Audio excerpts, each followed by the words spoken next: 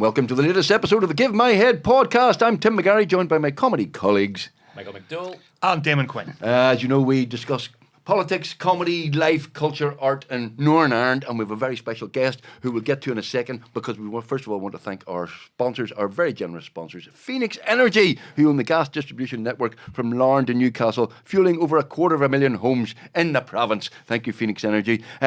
Sean, we'll introduce you slightly later, but Sean, I want you to answer a question. How much carbon could you save by making the switch from oil to gas? What do you reckon? Do you know anything about that? Probably 40 or 50 kilograms, maybe. Whoa! Do you think it's more than less than 40? 30%.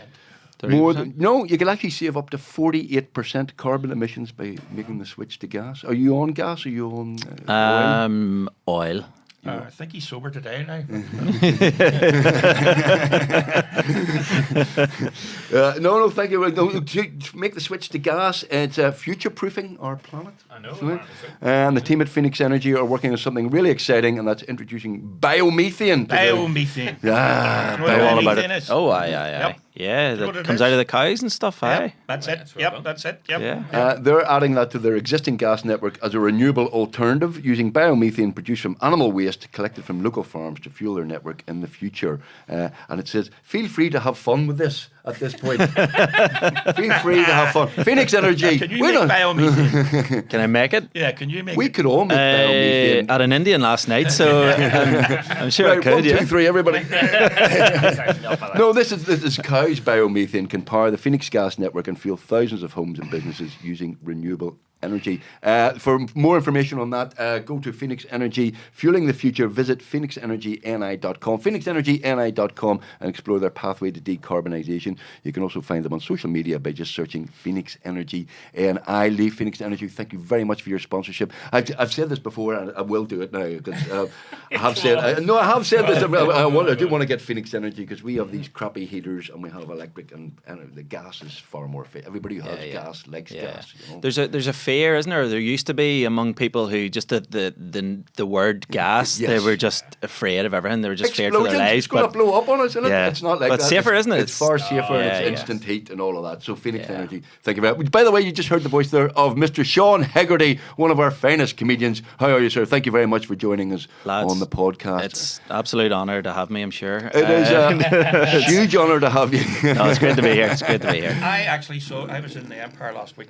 Yes. And I was you were on the bill. Yeah. See, he was doing research. He was Right. researching. No, I play. tell you what was fascinating. I haven't been in the Empire in years. Jackie Hamilton invited me, just come on round. You haven't been in the Empire in years. Come on round, have a look. And I couldn't believe how polite audiences have become in the Empire. Polite or woke? No, really, yeah. Well, a bit of both, probably. Yeah. But they're very well behaved. They are, I aren't mean, they? when we first Yeah. started out, there was an absolute burp. screaming and shouting, yeah. Oh, yeah, it was like... Yeah. Now, the later you went on in the night a few years back, it's almost like post-COVID now. It's a little bit different, but pre-COVID, if you got on like towards the end, it was a bear pit. But it's almost like the audience have done a course on how to behave in gigs. Yeah. I don't know what it is. I don't know if it's maybe people have opted to maybe not drink as much anymore. There's all this clean living now and fitness, and everybody spends their social lives in the gym instead of in the pubs. Like, so You mean I think drugs that instead of drink? Is that right? pretty much. Yeah, I think so. Yeah. Oh, but they came in and they enjoyed the gig and they behaved and they were all very polite. Yeah. And then they left in good order. That's it. There was none of this, time, gentlemen, now please get out, and all that. None of Yeah. that, no queue at I the know. bar afterwards. You can't get a taxi, do you have to get home on a bus now? They're all electric bikes. That's why. Electric bikes. But yeah, Yeah, Sean Hegarty was jolly funny. He didn't annoy any communities that we can think of. I But did I- like the altar boy joke. oh, thank you. I did you. like- You have some very good and some very edgy jokes, because I've seen you many a time. You have some edgy jokes. Not don't you? not as edgy nowadays. Back in the days of like Mock the Week and Frankie Boyle and stuff. I used to be like, I like a bit of that. So I would sort of centre my jokes around the kind of edgier kind of topics. And then as time went on, and obviously my kids and stuff got a bit older, and social media and stuff, you're like, you can't really get away with that anymore, But when I do roasts and things like that, that's You my can bread and butter. you can let rip. Yeah. I love Did you that. enjoy that? Yeah, I love How did you get into it? What's the crack with you? Did you watch Give My Head Piece and say, I want to be like those guys someday? Pretty much, yeah. Yeah, those guys are brilliant. Yeah, but then instead I just became a dad instead. Someday I'll be in a studio with these guys.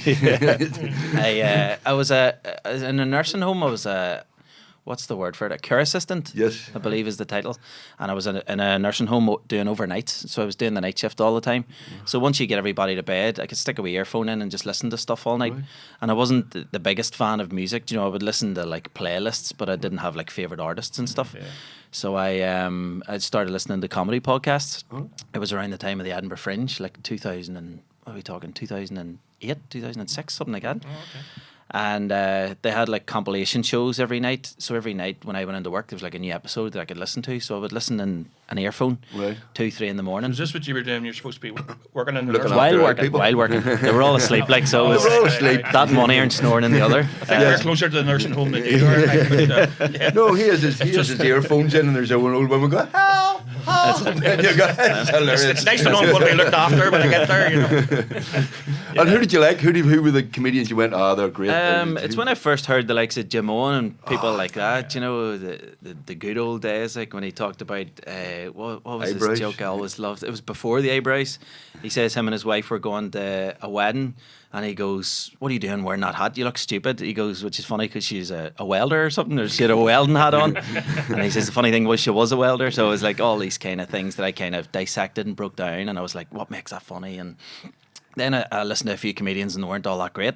And I was like, well, I can not be great and be on a podcast at the Edinburgh Fringe, you know. Why not give that a go? So I just started writing and I built up about 10 or 15 minutes. And the next year, I actually went and did my first ever gig at the Edinburgh Fringe. You started at the Edinburgh Fringe? Started at the Edinburgh Fringe. Now, that sounds really prestigious and really like highbrow. It was 2 a.m. There was about 7 people in the crowd and 2 of them were sleeping, you know. We've been there. Here. And it cost you a fortune? Yeah.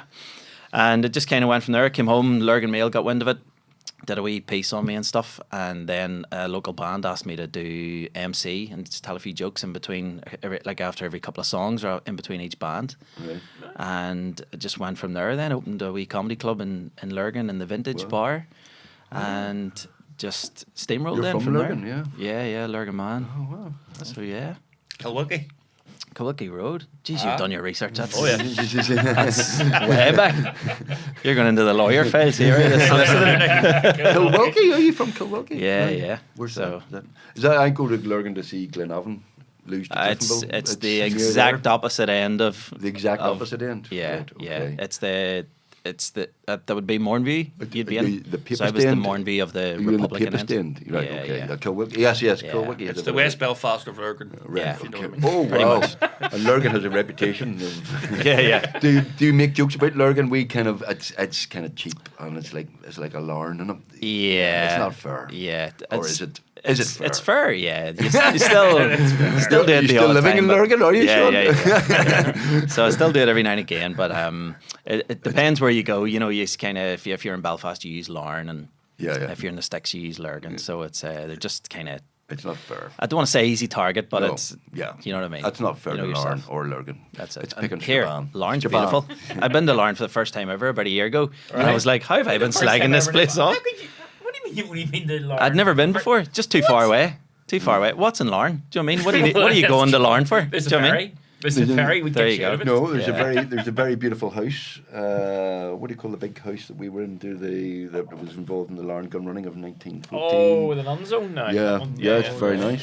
Dramalis House. Dramalis. Yeah, run by 2 nuns. Beautiful big house. Yeah, right. All right.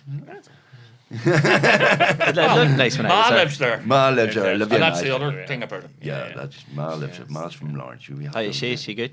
She's dead on. Yeah. Thank you for asking. She is 80-something now and still working with us, still on tour with us. Can you believe it? Brilliant. She does tour with us every year and does 30 shows in her 80s and she loves it. She was on one of the early episodes of this, wasn't she? Of course she was. Oh, yeah. We'll have to get her back on. We'll maybe bring her on. We're doing a live podcast on the 12th of October in the Mandela Hall. Give Me a Head podcast live.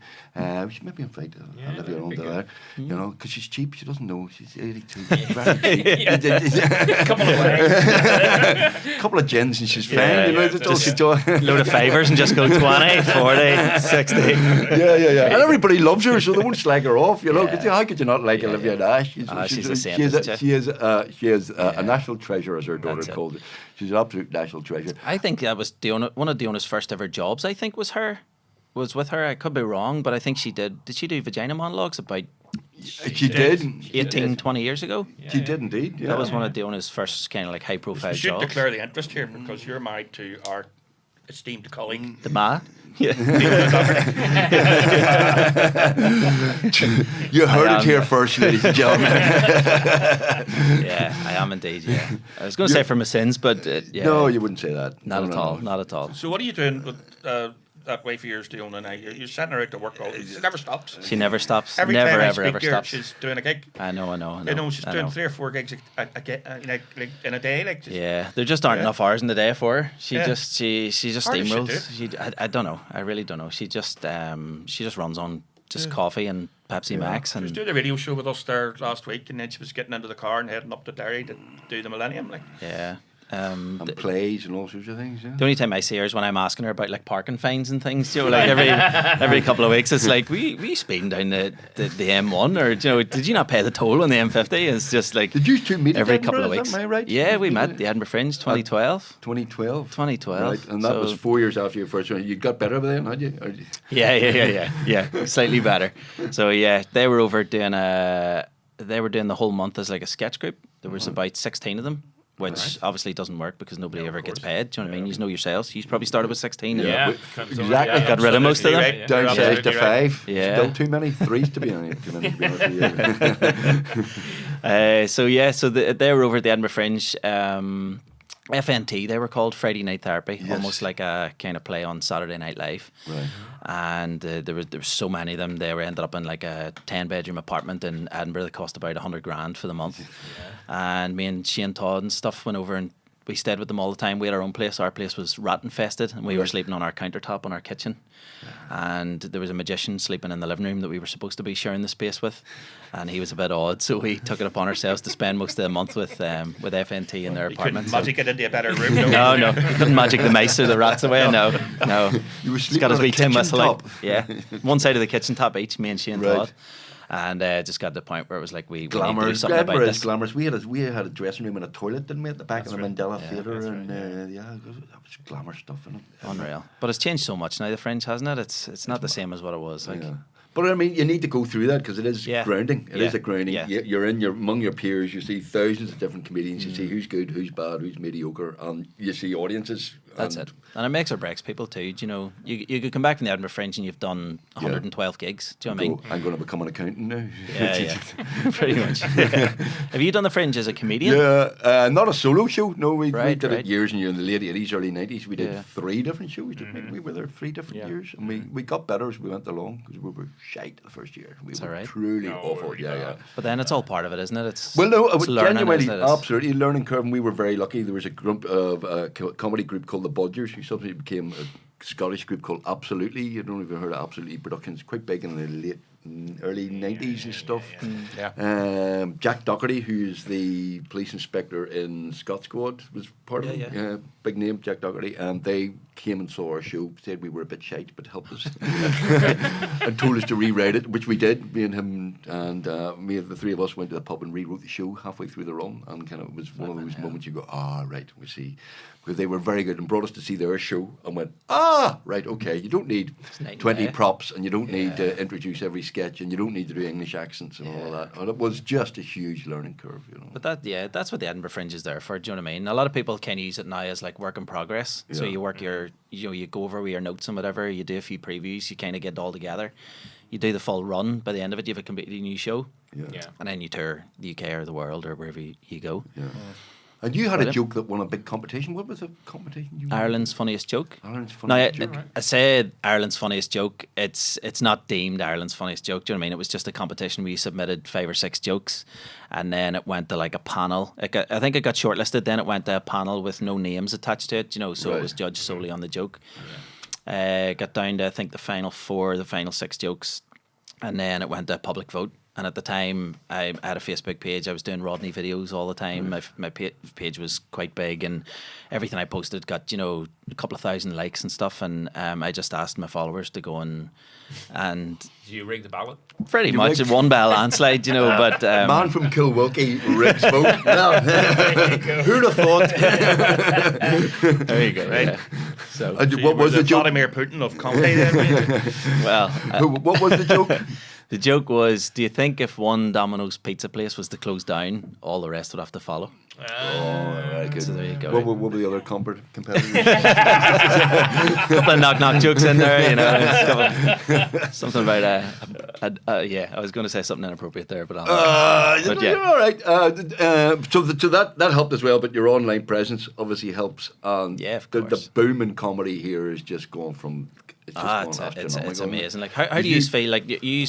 Like, I mean, more sort of yourselves, lads. We are on the outside looking in, but how does it compare to the likes of, you know, when Tim started and there was Keelty and Tim McGarry, or there's Jake O'Kane, there was all these lads. How does it compare now? Is it, obviously it's a different time or a different era. Well, but it's a middle class profession now. I mean, you can be either a think lawyer so? or an accountant, or you can be a stand-up comedian. I mean, it's like it's totally legitimate and respectable to say, no, I'll be a comedian. Actually, Well, the main thing's the pathway. The pathway has completely changed from being that time you were doing the stand-up and Tim was doing that a bit and we were doing the stage, but the real thing was to get the TV, radio or TV. Yeah. And that was the medium. There was no other, you know, that was it. And this idea that you can go out and do this kind of thing now, I mean, that's just so different and so revolutionary. It's just that you are generating.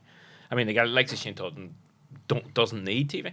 And that's just a completely different setup at the time. It's unreal, isn't it, to think about? Like, yeah, I mean, it's it's a TV channel in your pocket now, don't you? Yeah, man, your that's phone, it. like. That's it. I mean, and that's just changed everything, I think. But Massively. there's something as well. There was obviously something untapped because, I mean, you slightly torture me in a nice way and you go, do you want to do a gig in the Moy? Do you want to do a gig here or there? And you've about, how many clubs are you running at once there? Probably lost not. count, probably Yeah, 8 or but 9, I think. You were, 8 or 9. And then back and beyond, with all due respect to the good people of the Moy.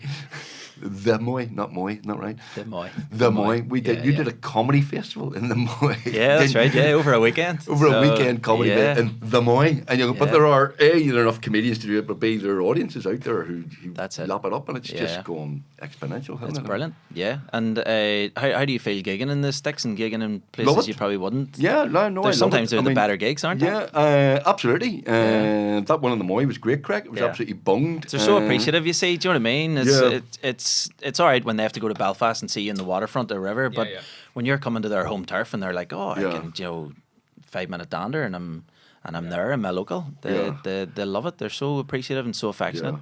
It's brilliant. Remember Colin Murphy telling me he did warm up for one of Shane's gigs in the SSE, and I think he played to 7,000 people, and then the next night he was in the boiler room in Strabane, which is 40 people. But he said, brilliant gig, the boiler room in Strabane, only 40 people, but absolutely stonking, And It's weird, that, isn't it? It is weird because you can't enjoy it. I did one in Madden's, upstairs in Madden's, which is tiny as well, and it was lovely. It was one of those ones you just Class. Yeah. But what I like about it is it gives me a chance to write new stuff That's and it. try stuff out, and maybe doing another solo show after the success of Ridiculous, which is stop plugging. You come on, I've only plugged it for 30 something episodes, but I might think I'll do another solo show, and those clubs help you to don't build they? up your material. Yeah, I'll bear that in mind too when I'm booking. Yeah. So, yeah. No, you couldn't afford me.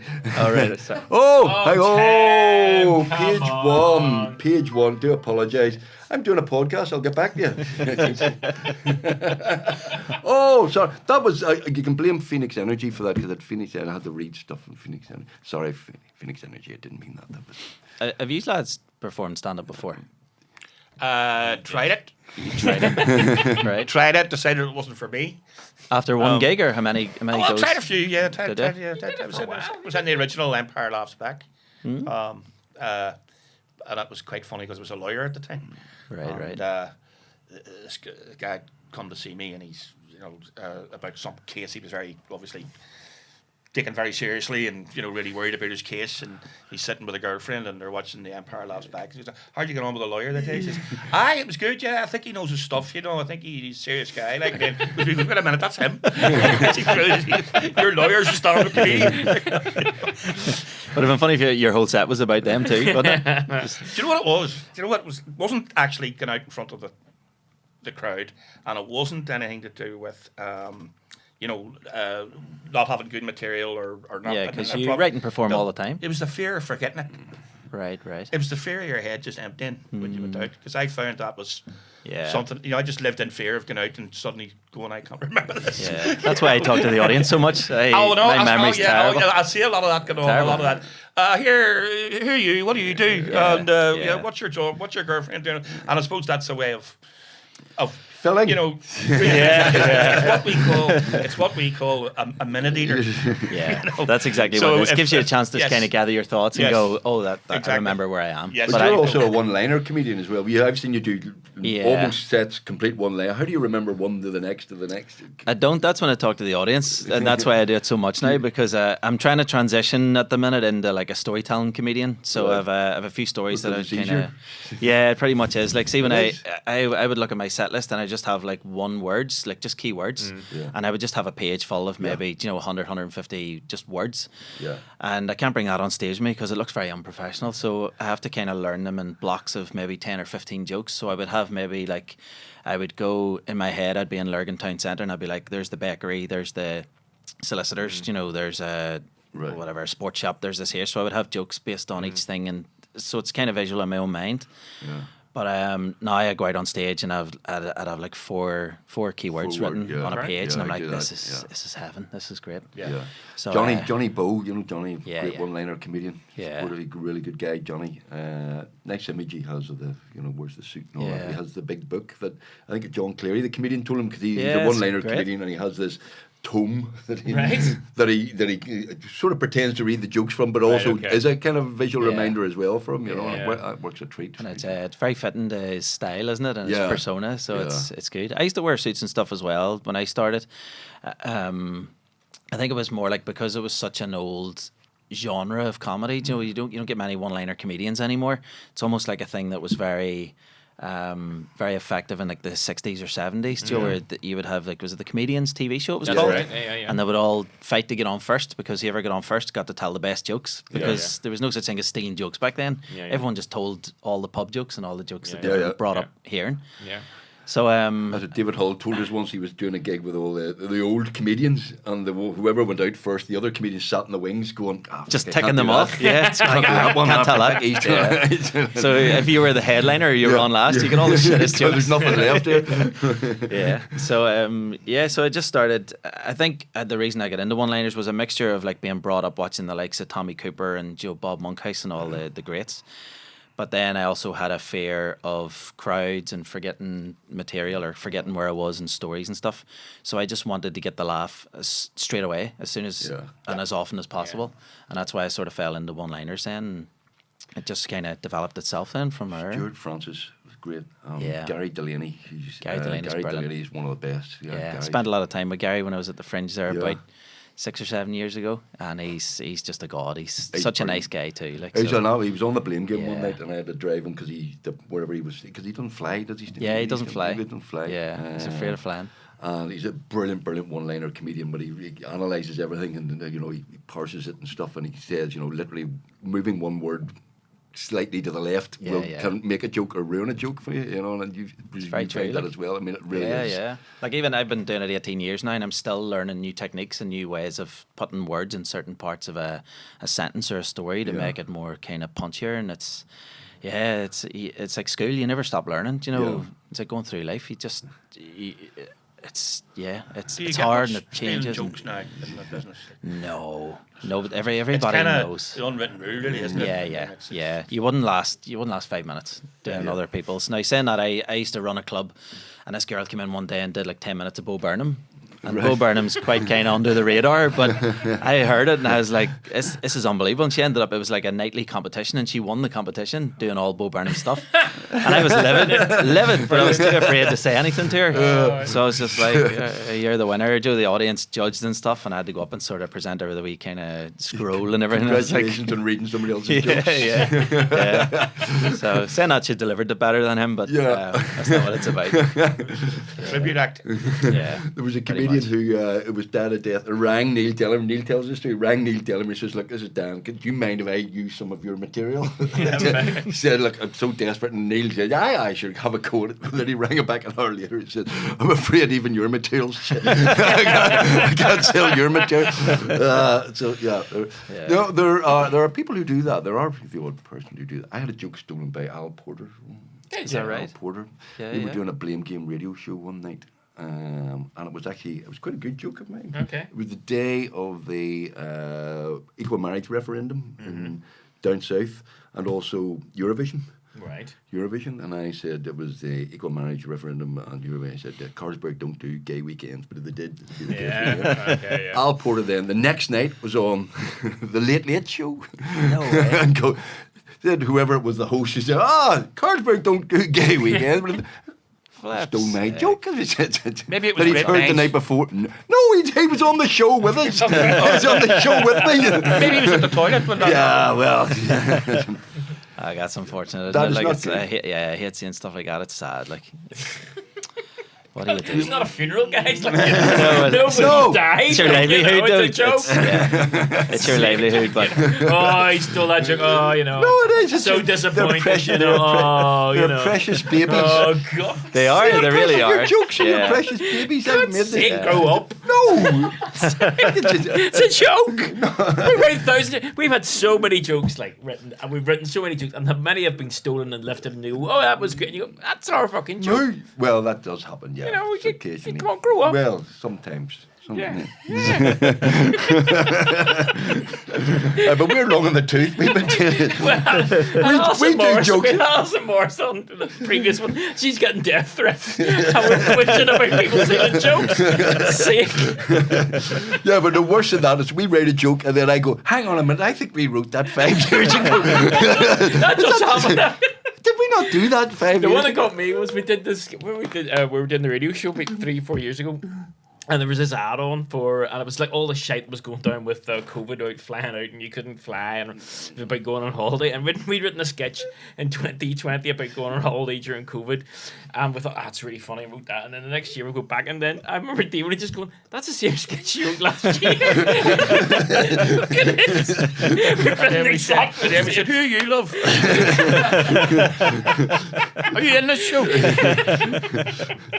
That's Yeah, amazing. that's when we first met. You know, we did she had her on our radio show, Perforated Ulster, in front of audiences in Stranmillis, and she I was remember, yeah. great. And she didn't do stand up at that time. She was Yeah, an yeah. actor She's first, just an and actress, then yeah. she started doing stand up, and then I go, "Fuck, you're fucking good at that as well." I know. Just everything she Sickening, touches isn't it? turns to gold. Yeah. I know. I'm like, I've been doing this 18 years and I'm still slogging, and she just walks in like Conor McGregor, just straight to the top. But Do it's you all write learned. jokes for her?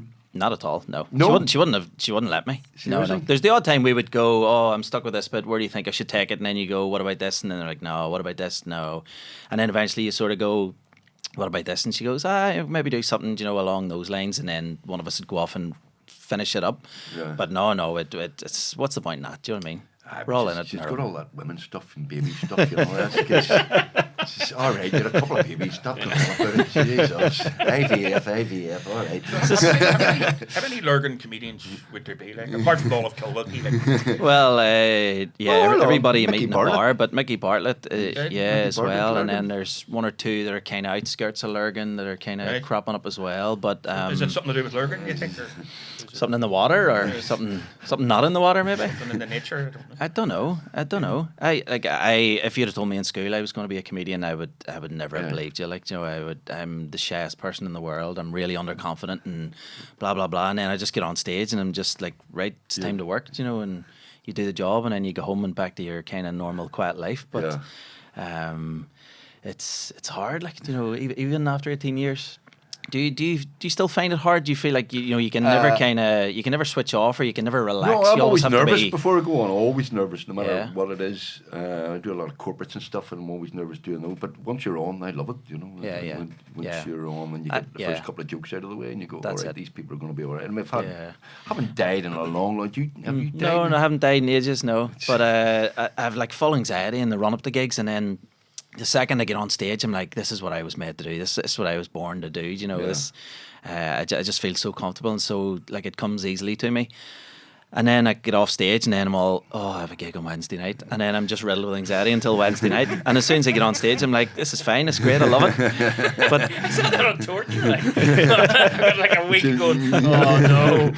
I had I have exactly that. I'm supposed to be on a cruise right now, doing stand-up on a cruise in Rome and Amsterdam. And I pulled out We're last not week. holding you back now, are we? No. Why would you put? So you were supposed to be cruising Amsterdam? Or Yeah, it's supposed to be on Celebrity Probably isn't the right Cruises expression, I don't know. right now. Celebrity Okay. cruise. Yeah, no, not for celebrities. It's just Right. called Celebrity Cruises, like Norwegian Cruise Line. That's just the name of it. But I was asked to But do. no, I wouldn't put you as a cruise liner comedian. That's why I pulled out, Tim. Yeah. I don't want that as a compliment. No, absolutely hated the thoughts of it. I had to come up with 45 minutes of family-friendly material, which is obviously from 5-year-olds to 105-year-olds. Right, and to Americans and Russians and whoever. English people and all walks of life, really. And then I had to do another... I would start with my Jim Allister gags, and then anybody in from Kilwilkie? I never thought of that. I don't think I'll be on a cruise. Well, you can give it a fact sheet.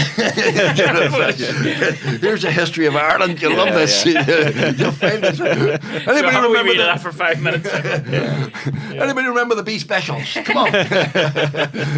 No, you're not a natural.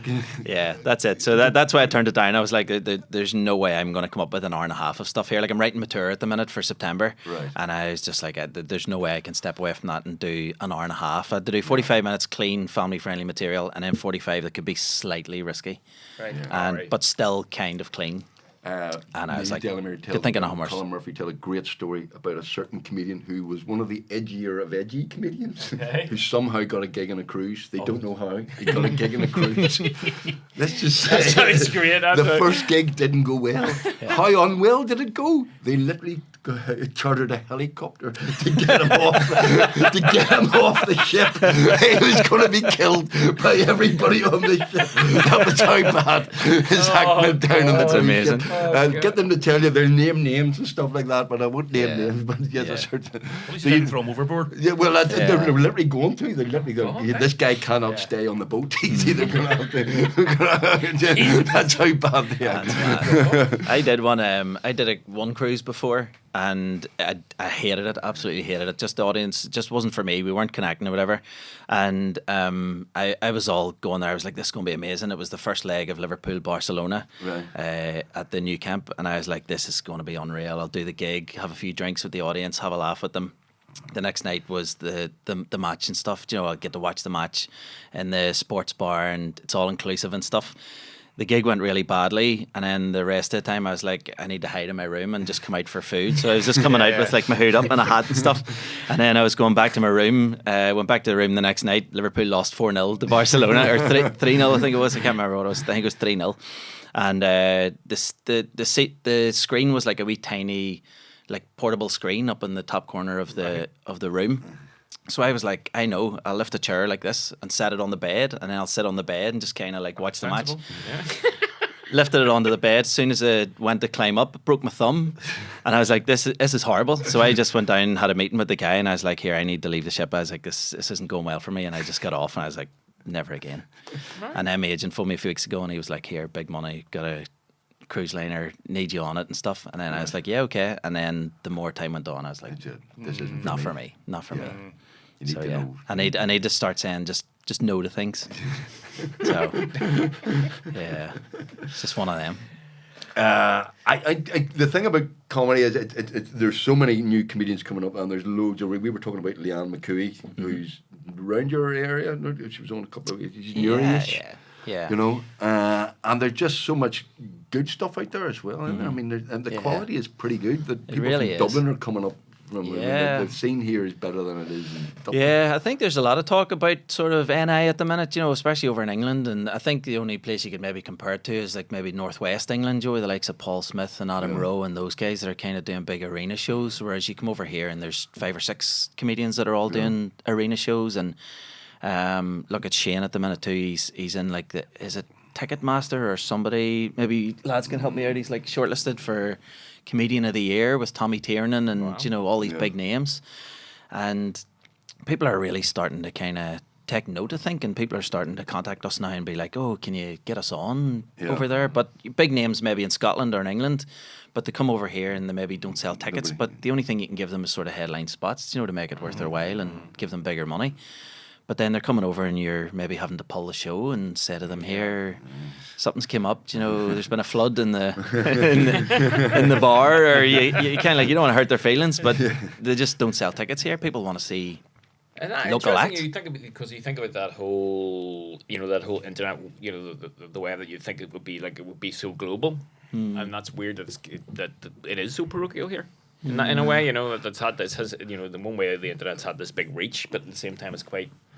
Well, I'm not spoken. I mean, you and Diona and Shane and all, they can do lots of gigs over in England. I mean, they're not well known over there, but they can do loads of gigs over in England. Yeah. I'm over in England next week as well, and I'm doing like a middle spot. So it's I haven't done a middle spot in ages. So I've either headlined or opened or maybe 15. Right.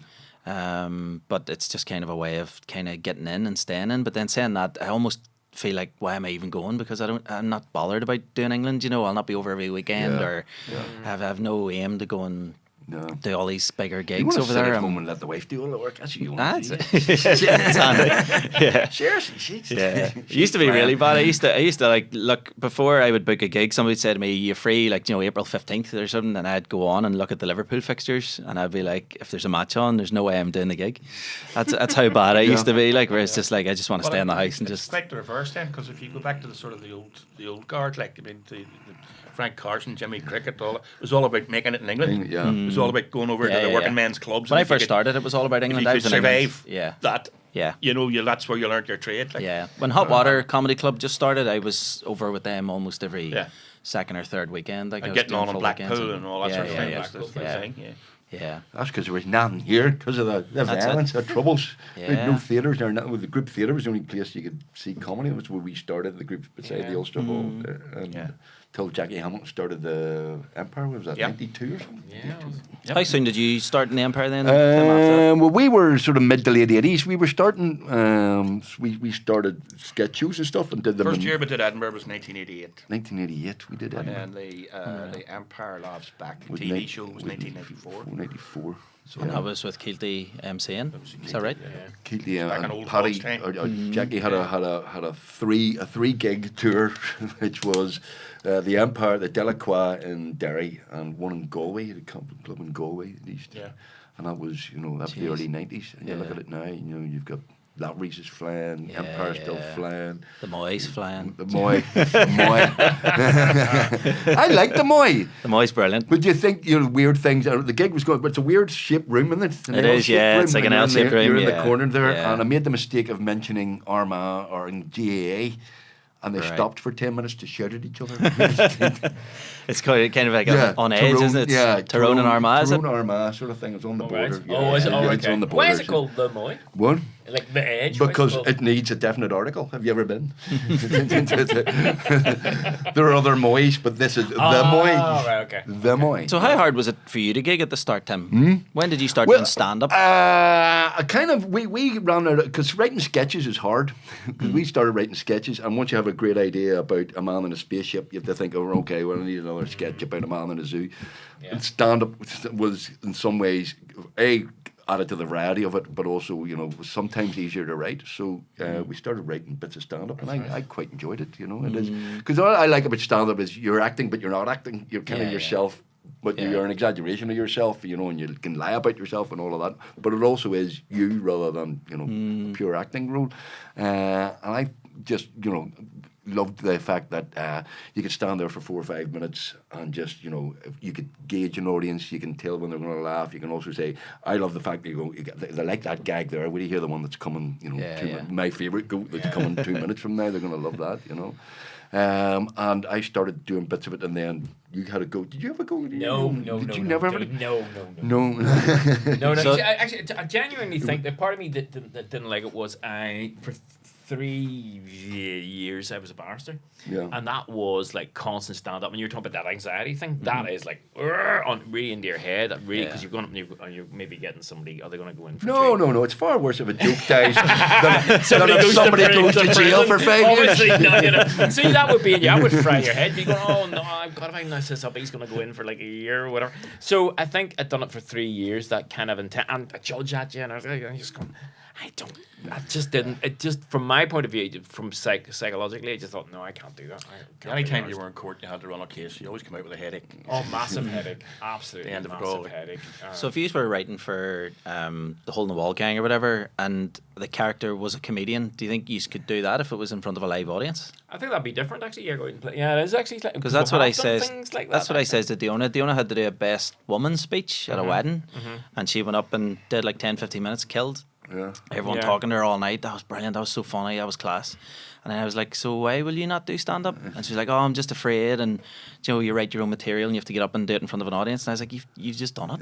And she was like, oh, yeah. And then I says to her, I was like, if you were ever cast as a comedian in a show, would you have to turn it down then because you don't want to do that? And she goes, no, it's different. And I was like, but it's not. It's just, it's exactly the same.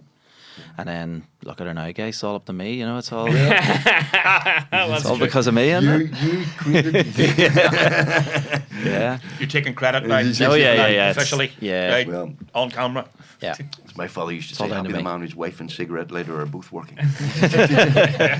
That's a good one. It's a great And do you write the plays with her as well? Because do you do write those There's together? There's one or two. I three? think she did. She's two. I think she's done by herself, and then we have our own production company as well, Right. Cheesy Grin Productions, Right. that we would write together and we would put shows on for. So we have one in the Waterfront this Christmas Very good. that we haven't produced, but we're writing it at the minute. Right, okay. So it's Red Riding Hoods. It's called. Right. So it's an Okay. adult panto. So it's always good fun because you can get away with kind of edgier material and be a wee bit smutty and just silly as well. Like, so it's nonsense. Would you ever write like an adult panto, or We talked about that one year and never did it. We do a stage show every year of it. You Give My Head Piece. It takes a month. Give My Head Panto? Do you know what I mean? You have Give My Head podcast. You have Yeah, well, it's a bit crowded there. See, we did discuss it, but I thought, because we always do, like, our show goes on after the Panto season. So, if, from a marketing point of view, the audience, they've seen the Panto stuff, and now it's got into January and getting into And February. we're too they're looking for a show cerebral and that- intellectual. We couldn't do your crude. We wouldn't do that. No, that's no, good. We don't need the competition We either, know so we're satirists, it's all you know, good. you don't want the competition. That's it. You want That's to it. blow you out of the water. What about either Radio Ulster show or a TV show where you like coach everybody in the Hole in the Wall gang to do stand up and everyone does a gig and you MC it? That sounds What are interesting. you? doesn't Are you it? pitching here, or what are you saying? Yeah. Cheesy Grin Productions. Coaching people, because a lot of people don't know that I do stand up, and that right? and I did a gig for Shane there recently at the SSE, and a load of people said, "Oh, you're quite good," and didn't know you did that. And I go, Unbelievable. Thanks, because I'm not. See, that's the thing. We're not internet savvy as we should be. Which we need to improve vastly. Is there an ignorance about that with age? Because I kind of feel like I'm getting to the point in like. We just didn't I'm grow up with it. 41. That's grow- it. yeah. That's We it. didn't But I grow up hear with all it. these like terminology, like words and phrases and stuff now, and I'm like, I'll never say anything like that. Yeah. That's Yeah. below me now in a sense, not kind of, you know what I mean. But I use like that where it's almost like if the internet came, you're like, that's for the. I think it's kind. I think though it just The we just younger didn't ones. grow up when we were, as we were saying, we talked to Alison in the last episode, and we all grew up without it, so it's completely. It's I still buy a newspaper. Well, Yeah. you ban newspaper. For example, I mean, my daughters look at me and they've got their phones now, and the idea of writing with a pen, it's like it's really quite unusual. It's Would like you ever do that? Yeah, so I think that was a big thing, and Paddy Raff's talking about this self-editing stuff, and I'm going, what? It just wasn't the world that we work with, and it's interesting because one of the things that did happen recently was. The viewing has so changed. COVID changed everything massively in terms of viewing, because up to that time the BBC had a plan, and we were told this, that basically 75% of people were watching terrestrial as TV. Even at that point, up to COVID, and 25% were watching them non-linear online. That literally went overnight. 75-25 the other way around on people. So that has changed it massively in terms of who watches TV anymore. Naturally watches TV when it's on. Yeah. Everything is now watched online. But you need to have an online presence. You need you started doing videos and stuff. That's how you cheated in that joke competition. Thanks, Tim. 4 very good jokers. Yeah, pretty much. Yeah. What happened was Colin Gatus had Barry the Yes. Blender, and I think Shane might have had a character or two as well. And Colin sort of says to all the comedians, he goes, I'm going to put together like a bit of almost like a sketch kind of series on YouTube. This was I would say about 10 years ago, maybe more. And he says, if anyone wants to submit videos, I'll put together a collection every week, edit it all and put it out on my YouTube channel. And I was like, oh, that's a good platform, and it's interesting. So I walked around my house just trying on clothes, trying on different outfits and wigs, and just anything that was lying about, trying to piece together some kind of character. And then I did a video. It was like the Rodney character, and I sent it off to Colin. That went out, and then I read the comments, and people were like, "Oh, that was good," or "That was good," or "I like the way you did this." And then I just kind of went from there and kind of worked stuff, and started putting out my own videos on my own page. And then, so old school, I literally seen who was tagging people and wrote all their names down on a page. And then the next time I put up a video, I went through all the names and tagged all those people under the video. Old school. Tagging Damon. Tagging Damon. Not touching, like not. Yeah, so it kind of just went from there. Then it started growing and growing. And I was like, I'll put together like a wee Facebook page and just invite all those people every week to invite them to like the page once, and then they'll see the videos every week. Yeah. And then as time went on, then the algorithm changed, and you just every day now you're just trying to learn this new kind of weird thing that's going on. In a machine though, do you have to keep going? You have to keep going. You have to. Yeah, I do it in waves. I almost go 2 or 3 months, and then I run out of steam, and I'm like, I hate social media, and I hate all this. You kind of like have to live your life through a lens, and you have to film everything. You have to make 3 fucking videos. Yeah. And then I sort of switch off for a couple of months and lay low and do my own thing and gig and write material and things, and then I get a wee bug again. I'm like, right, I'll go for it again, and. It's like a drug. It's like stand up. It's like you guys like performing and stuff too. It's like you could easily kind of relax and just kind of be complacent, or you could keep going and creating new stuff and think of what's next and think of the heights that you could reach, potentially, and think of the life changing sums of money that could come your way if one video just hits right. Do you know what I mean? So it's everybody's dream. Yeah, it's like doing the lottery. Can you make a fortune of this sort of stuff? Oh, Tim, the people we know that have paid off houses in one go. Do you know what I mean? From being on TikTok, it's incredible. Like it's life changing. People you know. Yeah. Right. Through comedy. Me and Diona, through comedy, through lifestyle, through just makeup and fashion and things like that. It's, it's mind blowing. I have a niece the in money you can Dublin make. who makes TikTok videos and has a full-time, very well-paid job. She started making videos of burgers for making videos of people making burgers, and people in America were watching people in Dublin making a burger. Yeah. And then she just I go, wow. The more niche, the better. The nichier, the better. Yeah, I've started collecting physical media again, Joe. Like old videos. I have a VCR and old videos that I've started collecting again, like classics from the 80s, like Back to the Future and Indiana Jones and stuff like that. And I'm sort of sitting there going, I wonder, could I maybe create some kind of niche channel? Do you know? Yes. Just watching videos. You probably just me blowing them. Yeah. So I bought a 4-inch black and white Goodman's Quadro 901. It's called, and it's a wee TV radio, and it's like the old analog radio where you wind it, and there's the crackle, and there's the grey kind of in the in the TV, and you're tuning it and stuff into the VCR channel. It's I love it. Chef's kiss. It's brilliant. What age did you say you were? You're 41. 41, yeah. 41, that's my childhood, though. Do you know what I mean? Late 80s, early 90s. Right. You go to the video shop with your parents and you get to pick. Obviously not a new release because you couldn't afford it, but you got a wee extra vision 50p bin for 3 nights, as long as you rewind it and it's back on time. We used to be this posh guy in our school, and this is now the 70s, Tim, and he would say, I'm gonna watch Faulty Towers tonight. We went, you can't, you missed it. It was on yesterday. And he went, we've taped it. And he went, Unreal. My dad used to tape a cassette that size. Yeah. Table kind of recorder. The big lead on it too, wasn't there? But I remember my dad used to record Harry Enfield and Friends for us in the early 90s. But we were kids, we were 8 and 9, and we loved Kevin the Teenager and all the characters he had. But some mornings we'd come down and we put it on. It's like 4 minutes long. So if there was like a crude sketch, my dad just rewind it, and then he'd record the next sketch. So he did. Yeah. So we used to watch it every week, but but some weeks it was 4 minutes long, and Yeah, well, clearly it didn't work, Sean, because you've gathered all those rude bits and do them in some years. Not now. Your stand-up now is a bit different. It's different now. Yeah, it's more storytelling and stuff like that. But yeah, I do like the kind of riskier. And where are you gigging next? The next while? When does this go out? a few weeks' time, end of weeks. June. My tour's in September. So Your my tour's in September. What's your tour called? It's called Guess Who. Guess Who? Yeah, so if you search Sean Hegarty, Guess Who, you'll find tickets. Search for Sean Hegarty on the internet. You'll find Sean Hegarty. Guess Who? Very best of luck, Sean. Thank you very much. Thanks for having me, lads. Podcast. It's been an honour. Thank you to our sponsors once again, Phoenix Energy. We really appreciate your support. Please don't forget to get your tickets for the Give My Head live podcast on the 12th of October in the Mandela Hall. And thank you very much, Mr. Doherty. Say hello to Diona for us, and we'll see you soon. Thank you very much. Cheers.